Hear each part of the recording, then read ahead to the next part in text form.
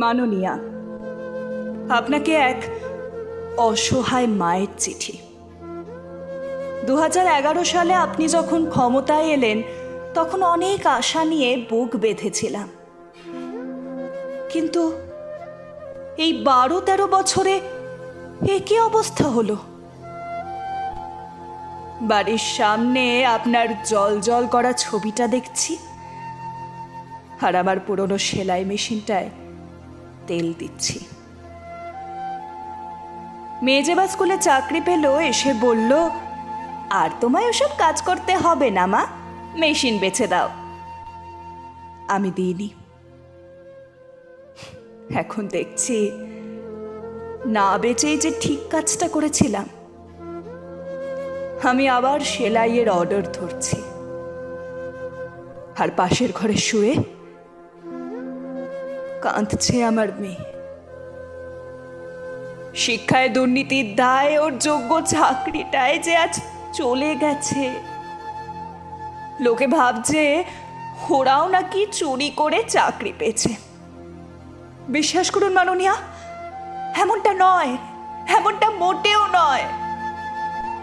আমার মেয়ে বরাবর লেখাপড়ায় ভালো ছিল, অনেক লড়াই করে স্কুলের চাকরিটা পেয়েছিল, কিন্তু আচমকাই শুনল ওর চাকরি চলে গেছে। শুধু যে ওর নয়, ওর মতো 26,000 জনের চাকরি চলে গেছে। কিন্তু কেন এমনটা হলো? আপনি তো মুখ্যমন্ত্রী। একজন অসহায় বৃদ্ধা মা আপনাকে জিজ্ঞেস করছে গোটা ঘটনার দায় কার। এখন আপনি এই রায়ের বিরুদ্ধে সোচ্চার হয়েছেন, কিন্তু একটু সহজভাবে বুঝিয়ে দেবেন কেন এই পরিস্থিতি তৈরি হলো, কেন আপনি এই রায়কে বেআইনি মনে করছেন। ওয়েমার শিট স্ক্যান করার জন্য বরাত দিলেন নাইসা নামের একটি সংস্থাকে। আপনি জানতেন না যেভাবে বরাত দেওয়া হচ্ছে তা সংবিধান বিরোধী? ওয়েমার শিটের আসল কপি যে নষ্ট করে দিয়েছে এসএসসি, কোনো মিরর ইমেজ পর্যন্ত রাখেনি তারা। বলতে পারেন কেন এই কাজ করা হয়েছিল? প্যানেলে নাম নেই এমন ব্যক্তি চাকরি পেয়েছে, সাদা খাতা জমা দিয়ে চাকরি পেয়েছে, কম নম্বর থাকা সত্ত্বেও চাকরি পেয়েছে। মেধা তালিকায় প্রার্থীদের নম্বর পর্যন্ত প্রকাশ করা হয়নি।